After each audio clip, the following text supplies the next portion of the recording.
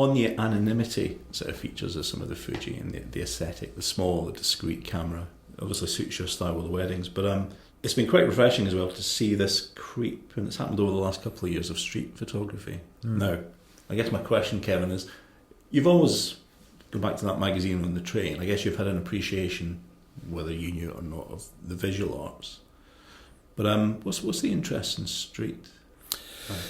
Well, street photography really is, it's my kind of outlet. I love it. I love shooting street photography. I don't particularly say I was any good at it, but I do enjoy it, and I use it a lot as a training ground, if you like, for the wedding work. So, this idea of reactions and observation and light management, the principles of any good picture are light, composition, and moment. And if you can train yourself when shooting on the streets to appreciate that, then you're going to get that in your wedding work, I think, or your commercial work at least. And for me, candid street, my preference for street photography is candid people photography. There's all kinds of genres of street photography, architectural based and, portrait based and all that kind of stuff. But for me, it's candid. I like moments. I like people. And I often say it's just my photography is people being people. That's really what it is. And when I'm out on the streets, that's what I'm doing too. And when you're shooting street photography, you have more of a luxury of time. So I could decide today, if I wished, that 3:00 it's going to be really nice weather in London. I'm going to get on the train. I'm going to head down for sunset. I'm going to find a nice corner where the light is breaking. People are going to be coming out of work. I can position myself and I can make the pictures that I really want to make. Of course, at weddings, you don't really necessarily have that much luxury. But the education levels of it are the same. Okay, the principles are the same. And one of the things that I do when I'm shooting out on the street is always have a project, always have something in my mind, because otherwise, I mentioned this a bit earlier, you're just going to end up doing snapshots. So whether that project is like the color red, or it might be interaction, or it might be motion or movement or travel. But if you have a theme in your mind, then you will shoot less and you will see more. Because you're looking for it. And it's the same at the wedding. So if there's a dead piece of time, sometimes after the speeches, before the first dance, most photographers find that time very laborious, because they think, there's nothing going, everybody sat down drinking a cup of tea, etc. But I must look busy because they paid me, remember, to look busy. So I typically will give myself a little project, and then I'll go and look for things. So whilst I'm still looking, I'm not necessarily clicking away all the time, but I'm giving myself something to deal with the time. And, it usually works. I did one, an interesting one, where I shot a wedding up in Yorkshire somewhere a long time ago, and they had all of this time between before the first dance. And it was a small wedding, about 25 people, and to a man and woman, they all sat around a round bar, and they drank wine or beer or whatever they were drinking. And they didn't move. None of them moved from this round bar. Very difficult to do anything with that, apart from just record shots of people who are there. So I did this whole series of the bottoms of people's feet, and really interesting. 25 people. I had there was one guy who had 2 odd shoes on, loads of prices on the bottom, lots of skag tights, all kinds of funny things. I mean, the clients didn't see the pictures, but it kept me occupied, and it's quite an interesting experiment, really.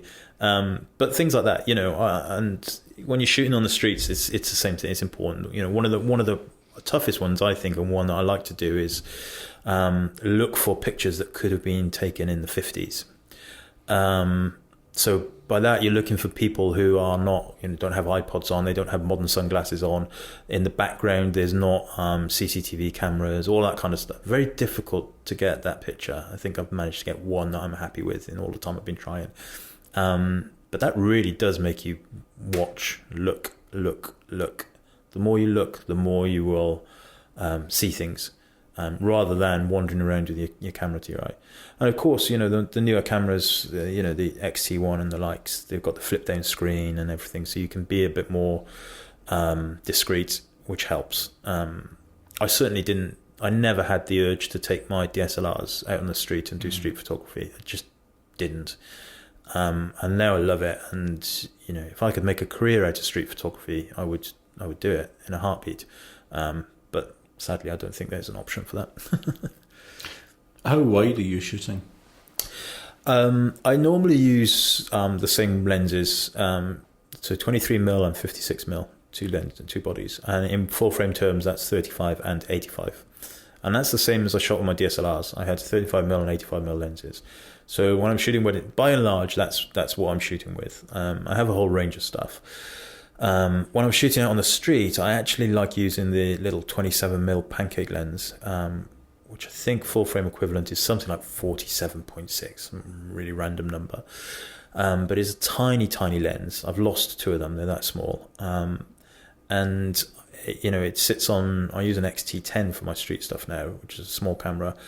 And it's great. It's not much bigger than my iPhone 6 Plus, and it's got a flip down screen. You can do all kinds of, you can control it via your Wi-Fi on your remote, on your phone. Really, really cool system, cool way of doing things. And I know Sony and Olympus, they have similar kind of environments. But this whole idea of using small cameras to get these types of pictures that, that interest you, that's, it all goes back to that, doesn't it interest you? I'm interested in the way people behave together and interact with each other, and light and all that kind of stuff. So you really are trying to be invisible on the street then by, how often are you lifting that camera to your eye? Quite rarely. Yeah, mostly it's from the hip. Do a lot of zone focusing.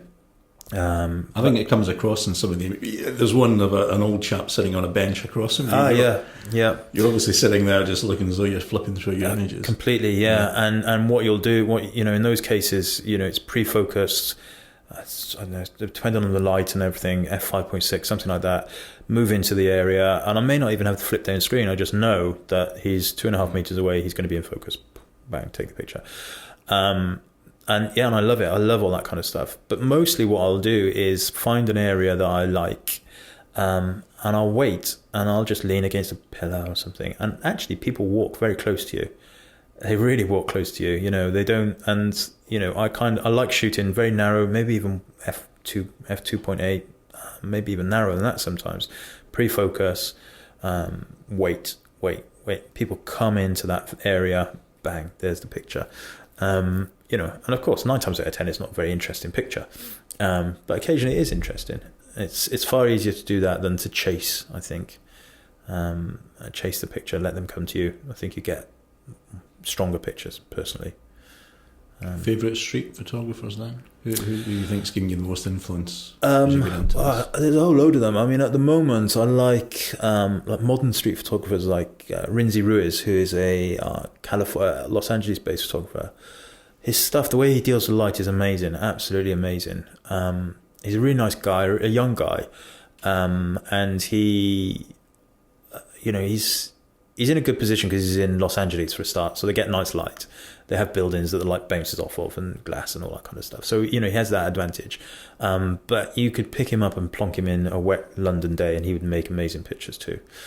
I try and put humour into my wedding work as much as possible, wherever possible. And to that end, I've always loved the work of Elliot Erwitt. Elliot Erwitt probably is the biggest influence in terms of, I put it this way, I look at his pictures more than anybody else's. I've got all the books, got all of the videos and all that kind of stuff. I really love all of that kind of stuff.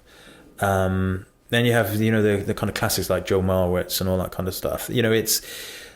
I look at their work and I think it's just incredible, absolutely incredible. And from an inspirational point of view, whilst I do, I do look at other wedding photographers' work, a lot of it, in fact. But generally, if it's a night before a wedding and I'm lying on the sofa or I'm in bed or whatever, I go to YouTube and I look up street photography videos. That's what I'm looking at. And it's that really, gets my attention. And I look at them and I think, right. And it's looking at those kind of videos that make me excited about shooting a wedding.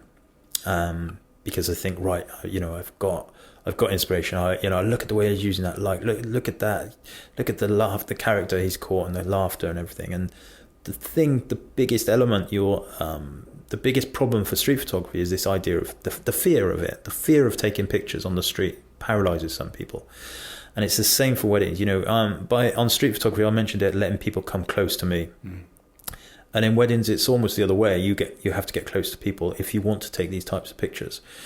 And that fear element, you've basically got to be quite ballsy. And, and looking at the way that the street photographers do things. I mean, you can go to extremes like Bruce Gilding, for example. The pictures he gets are great. I love looking at his pictures, but the way he gets them is the complete antithesis to the way that I work in weddings, on the streets, anything. I have a flash. It does turn on, I believe, but that's about as far as the knowledge goes, unfortunately. And it's a little bit of a lazy way of doing things, but I much prefer natural light, or available light, I should say, because if you're shooting in a dingy nightclub or something, it's not natural light, but it's available light.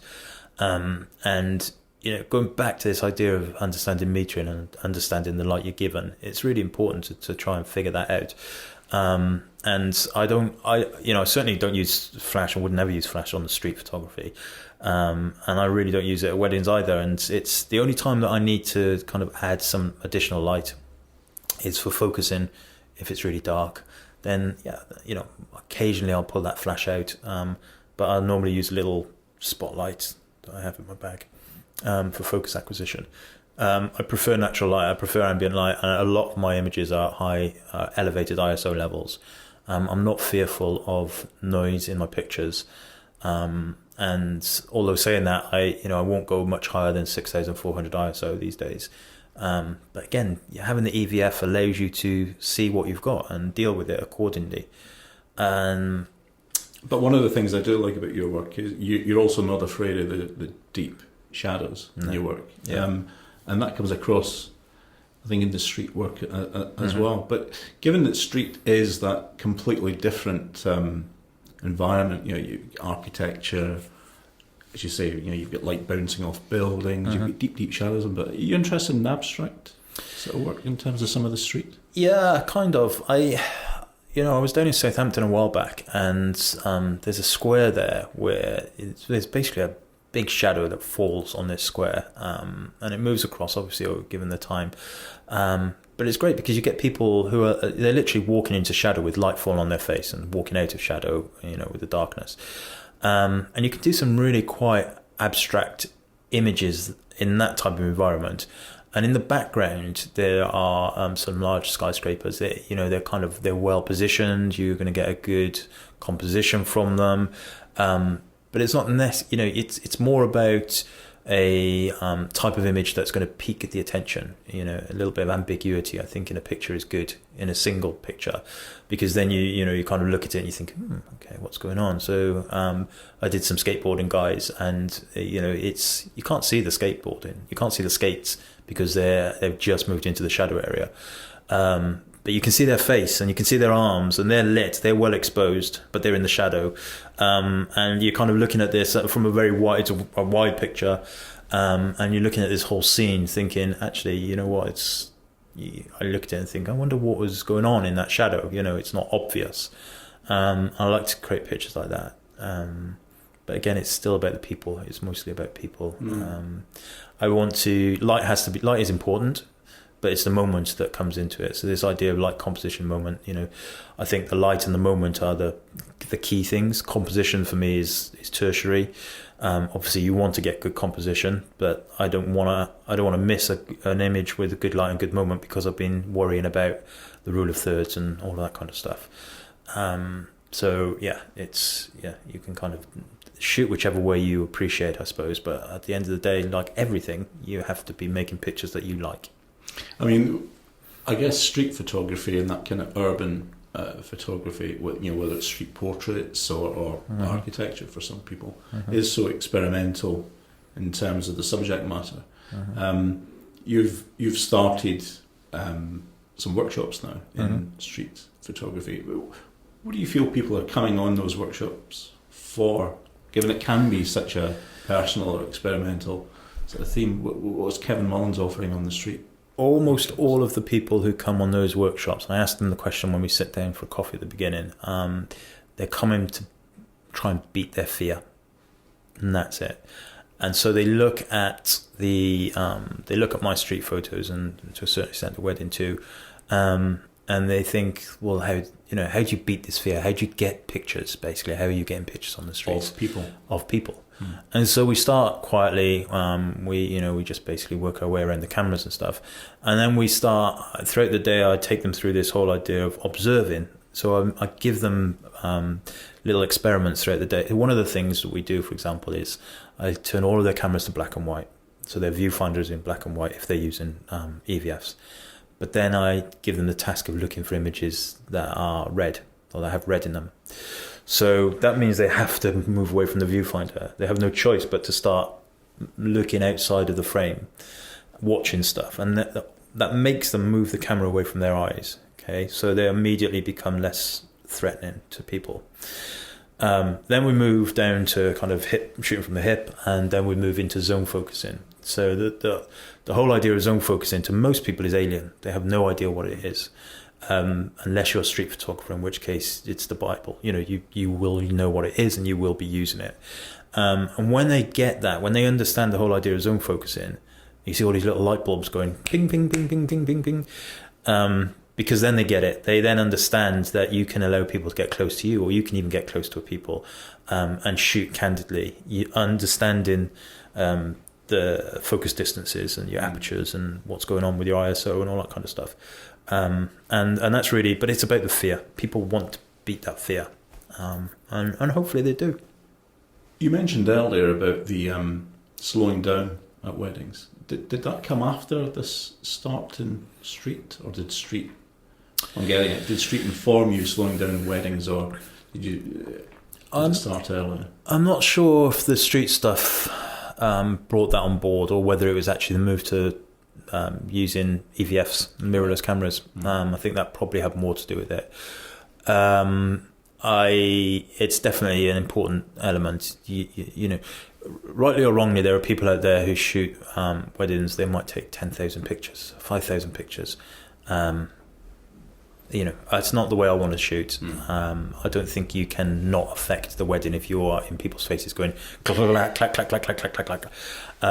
But saying that, the clients that come to those people understand that, and they get the pictures and they do what they need to do, and that's fine. I much prefer to shoot less, see more, shoot less, take the pictures. And I genuinely believe this. I'm not just kind of making it up. I do believe that if you slow down, you will see more and you will take better pictures. Don't get me wrong, I still overshoot at a wedding. I don't think it's natural for anybody not to. But if you're tasked with giving 400 pictures, that's a lot of pictures to try and get from one job. So to a certain extent, you're going to cover your bases. And especially if you're shooting in a documentary style where there's no second chances. You can't ask Granny to re-kiss the bride, because you missed the shot. That's not, some people would, but that's certainly not the way that I would do it. But a wedding, or I guess a personal party or whatever, is there are going to be so many personal moments, particularly with family members who rarely get together. Exactly. Or people are about to pop their clogs. Yeah. When it comes to the grannies. Every one of those images could have a bit of meaning, couldn't it? If Absolutely. you were to revisit that. Yeah, totally. I've heard stories from clients where I've shown them pictures and then they've told me afterwards the story of the relationship. I shot a wedding earlier this year where the grandmother just dropped dead in front of me, literally right in front of me, dropped dead. A bit of a bizarre story, but the fact of the matter is that those are the last pictures. And she was very elderly, and very difficult to get any pictures of, actually, as it turned out, throughout the day. But the pictures I do have of her are candid, and they're natural, and they're her in her natural, in her environment with her friends and family around her. It's not a forced posed group shot portrait type thing, which she would have hated and would never have probably had done anyway. You get all kinds of things that are going on. You just don't understand or don't know until afterwards how important the things are, especially when people pass away. It's powerful. I want people to look at the pictures in 20 years' time. I want them to show the pictures to their children or their grandchildren, and say, you know what, look, there's Granddad John, giving me a big hug, rather than look, there's Granddad John in his vintage looking print with his funny trousers on in a big lineup of other people they don't remember anymore. It's all about those moments for me. It really is. And I think everyone's a character, aren't they? I mean, Yeah. whether it's at a wedding, Yeah. whether through a drink, or just natural persona. But you've got to see the same on the street, I guess, as well. I mean, will you, that interest, obvious interest in people, if you see some street artists or performers, or if you see a bit of confrontation going on, those are interesting moments. Are you trying to capture those? How up close are you getting? It depends on it depends on what's going on. Typically with things like street artists and stuff. So if you go to London, Covent Garden, there's a lot of street artists. I don't normally take the pictures of them. I'll take the pictures of the people taking the pictures of them, that kind of thing. You can really blend in. If you go and stand on Parliament Square, on the opposite side of Big Ben, where the tube exits, it's packed. Every single day, every moment of every day, especially around the chiming of the clock, it's packed full of tourists. And what are the tourists doing? They're holding their cameras up to their eyes or just in front of them with their iPhones and things like that. So you can really get in there and just do the same. And, I use the little camera, whichever camera it is. And I don't look through the viewfinder. I hold it in front of me like it's a phone, just like everybody else is.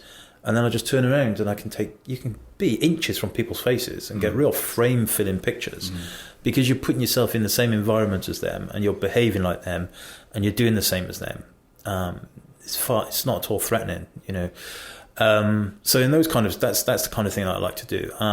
If there's some kind of confrontation or something like that, or, occasionally you'll see somebody, being rather romantic with somebody else on the street, I don't know. I don't typically go for those types of shots because I think, would I like my picture to be taken in that circumstance? And I probably wouldn't. So I tend to leave those alone. But like I say, when I'm shooting on the street, it's more about the themes and the projects. I'm trying not to divert from those. So if I am at Parliament Square, for example, my theme might be frame filling faces, which I've done several times. And it's great. You can really pick up on characters and, I have a really, really, really, really bizarre ambition. And that is to have, to get a picture of somebody mid-sneeze, just as they're breaking a shadow coming into that light. So metered correctly and a proper kind of poof, achoo. And it's nigh on impossible to get that picture, I think, and that's a really bizarre ambition of mine. And sometimes I'll just wait. I'll find a nice break in light. I'll wait. I'll meter for the shadow, and I'll watch the people come. And obviously, you look in the directions they're coming from. Shooting upstream, as they call it. So watch where the light's falling on their faces. Otherwise, you can end up silhouetting. And have an idea of what you want, rather than just go and click, click, click, click, click. Has the move into and developing more on the street side, has that sparked any other ideas? I don't know, maybe you had them before, but personal projects, away from the weddings, away from the editing, away from the marketing. What's floating your boat in terms of, you don't have to give me specific projects, but what kind of areas interest you? Yeah, absolutely. And I think, one of my 2016, what do they call it, resolutions, is to do more of this, as I do every year. I have this resolution, I must admit. But I'm really interested in the community that I live in. And there's a lot of farmers, there's a lot of rural agricultural people here. So I'm going to try and explore that a little bit next year. Not from any kind of commercial point of view, just for me to get out, shoot documentary, real life. That's really what I'm interested in. I've shot births. I've shot all kinds of personal stuff in terms of friends and environments like that, and that helps. You can do all that kind of stuff. But I think I have a couple of long-term projects going on in London from a street photography point of view. Very simple. It's one of them is on a tube and kind of sitting on the seat, and it's an interesting project. But yeah, definitely next year I want to kind of get out there more and do more social documentary. Will perhaps never be seen by the light of day, but it's good for your soul to get out and about. And if you shoot weddings, if you're fully incumbent in or fully encompassed in this environment of weddings, then it's good. But it's it's too much. If that's all you ever do, it's too much, and you definitely need to fulfill your your artistic ambitions, I think, a little bit more. So yeah, I used to shoot sport photography. I used to go to Bristol Rugby Club a lot and go pitch side. And I just don't have the time for that these days. And, I used to love doing that.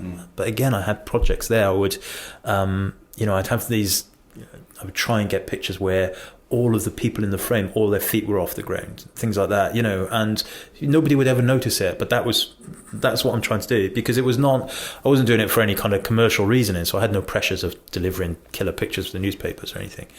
All these types of things, kind of run around in your head, and it helps you. I think it helps you look for things, kind of observe more.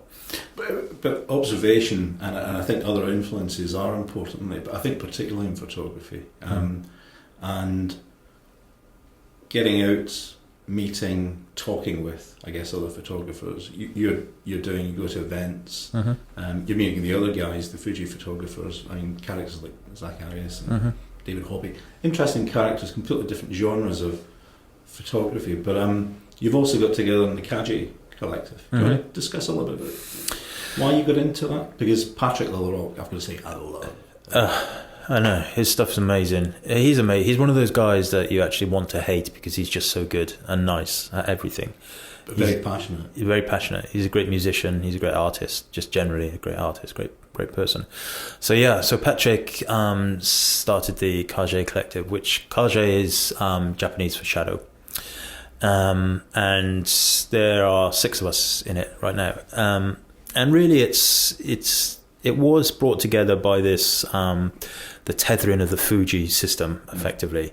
Although we don't really use that as a branding element to it, because it's not true that we would all always be using Fuji, but we would all stay in the collective. And so it's really a place where we congregate online. We have this like meeting tool. It's called Slack. A really very, very interesting online tool where it's like all being in the same room, and we show the pictures and we talk about the pictures, and it's no holds barred. This is really bad, or this is really good, or this works well with this one, or this shouldn't be in black and white. And we help each other out. We help each other out a lot, and we're actually going, or Patrick, I should say, is putting a lot of work into it. We're going to go through we're transitioning into a monthly delivery system. It's not going to be a magazine as such, but we're going to have monthly schedules and get new content online monthly, with a view to opening people's eyes more to this idea of social documentary. And normally the work we're putting in there is outside of our commercial commitments. So while some of my stuff might be weddingly based, we'll be doing more of the social documentary stuff. Pat's commercial work is studio and still life, and most of his stuff on the Kaji collective will be outside of that remit. So it's about pushing ourselves more than anything, but opening it up to other people to see too. It's a good thing. It's a really good thing. What I did like about Patrick's work is he's very much into experimentation. Yeah. And the multimedia projects, because he does music as well, is very interesting, isn't it? Putting a bit of context to an image, so it's not just words, it's sometimes a sketch. Absolutely, yeah. It's a project. He's an artist. He's just bubbling with art, and I've met him. He's in Canada. I've met him a couple of times, and he just comes across as this effervescing character who is he's just in it. Honestly, he's in it, constantly in it. He's very, very talented. With his blog, what a fantastic record of those kids growing up. Yeah. Isn't it? Amazing. Absolutely amazing. And sometimes you look at the pictures and you think, my word, these are so simple but beautiful. I look at his blog and I think, I've got loads of pictures of my kids, but we just don't have that kind of light falling in our windows, and I live in a tiny cottage with little square windows and everything, and I kind of sometimes think, oh man, we need to move to Canada. But of course it's not about that. It's about his skill of taking those pictures. He'd get the same pictures in my house any time of the day. But that kind of introduction, relationship, meeting him now, that's going to be good for the soul for you though as well, isn't it? In terms of questioning yourself, refining your work, developing your work. Yeah. Wedding's a day job, but obviously photography is now in your gut, isn't it? Absolutely, 100%. And it's almost been a saviour, really, this Kage collective coming along, because, like I say, right now we're going through this transition, and right now they're all having to kick me a little bit at the butt, because I am in, towards the end of a big busy wedding season. I've still got weddings to edit. I've still got 3 or 4 weddings to shoot. It's hard for me to commit to doing this stuff. But what they're saying to me, is get out there, do these things by this time. And it's forcing me to do it, and I want to do it. Of course, I could always say no and move away from it, but by really kind of encouraging each other to move forward and shoot outside of our work remits, if you like, then it can only be a good thing. And who knows what will come of it. And one of the guys has just produced a music photography book, Fleming Bo Jensen. They all have these cool Fleming Bo Jensen, Patrick Larocque, and then I'm Kevin. That's terrible. I've forgotten the Scottish guy's name, but he does a lot of street as well, doesn't he? Yeah, Clark. He's up in Edinburgh, or is it Glasgow? I can't remember. Yeah, I think I saw him. I met him in Glasgow, but he was based in Edinburgh, one or the other. Yeah, really, really good stuff. His commercial work is music photography, jazz. He does a lot. He's a very good jazz musician too. He does a lot of that. He travels around taking portraits of jazz musicians and things. And so it's a lot of travel photography on there. A couple of the guys are what they call professional nomads. They just wander around the world taking pictures. Great life. And so at the moment, I think they're in Colombo. Something like that, Sri Lanka. What's interesting about some of the posts that have gone up on the Kage site is, and I wonder whether it's going to inform Kevin Mullins' work going forward, is it's one thing to put together the considered marketing approach blog posts, but the photo essay, words and context with images. Absolutely. Are we going to see more of that from you? Yeah, hopefully. I mean, I've put 3 essays up there this year, or certainly in the last kind of 18 months or 15 months or so. And you're right. What happens is I would never write the stuff that accompanies it on my wedding website. It's a much more, I don't know, it's personal. Yeah, I suppose it's not really what brides would want to read. But yeah, I did this whole. I was in Argentina and I went to this place called the La Recleta Cemetery, where they have all of the famous people. Basically, anybody who's anybody in Argentina, they all get buried in the same place. And like Eva Braun's there and all this kind of stuff. And that's where everybody is there. They're all looking at her grave and they're all putting flowers on it. And I was just wandering around the back of it, and there's just one tiny grave for this little boy called Joachim, and he was born in 2006 and died in 2011. And so I formulated this photo essay based around the fact that he's a little boy. Nobody's looking. His grave was not in a good state of repair. Nobody's putting flowers there. All this kind of stuff, and yet, to be buried in this graveyard, you have to have money, or somebody must have had money and stuff. So the words that I put together for that were very impassioned. I have no idea who that little boy is, but having a little boy of my own, you kind of you feel empathy for things, and so you do write on a more powerful basis for the stuff that you put into the Kage collective, and also you have to, because the other guys are so damn good. Honestly, you just kind of look at their pictures, look at what they write, and you think, back to the drawing board. But yeah, things like that. That's the kind of stuff we're interested in. Incidental photography, really, incidental stories. And anybody can set these things up. Anybody can set one up. If you're struggling, anybody's struggling to, find an outlet for discussing their work, or for, critiquing it, and then getting a sounding board for it, and then find people. You keep it small, find a small amount of people, and be committed to it, and and it will flow. And I think what's great about that one is you're doing it across continents. Yeah, we've got Australia, the Nordics here, Canada, Yeah, it's all over the place. So do you see, I mean, just wrapping up, that interaction with other photographers having matured you in terms of what you're doing? Yeah, definitely. Making you challenge yourself, do you think? Yeah, it definitely helps me challenge myself. It's a very level, it's a grounding, it's a very grounding experience. I think, you know, when you're at the end of this desk, you know, we're sat here at my editing system here, and I'm sat here most days, you know, blah, blah, blah, and you have Facebook or social media and stuff.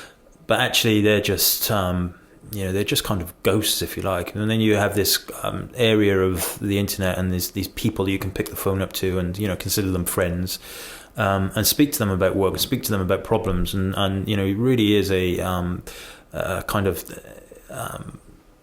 system where you will only get good things out of it. There's no negatives, apart from perhaps having to do the work, get things done on time and stuff, you know. That's life. But you know, it's a great thing. It's a really, really good thing. And I think people who, especially in the wedding world, they become very insular. They you know, it's them, and they're scared to tell anybody about anything. They're scared to tell people what their prices are. They won't tell them how they've edited a picture or anything. And for me, stepping out of that industry into this kind of parallel universe, if you like, they're photographers, but it's nothing to do with weddings. There's nothing to do with the business side of things. It's all about integrity, and it's all about commitment and moving everybody forward as a unit rather than as an individual basis. Kevin, cheers. Thank you.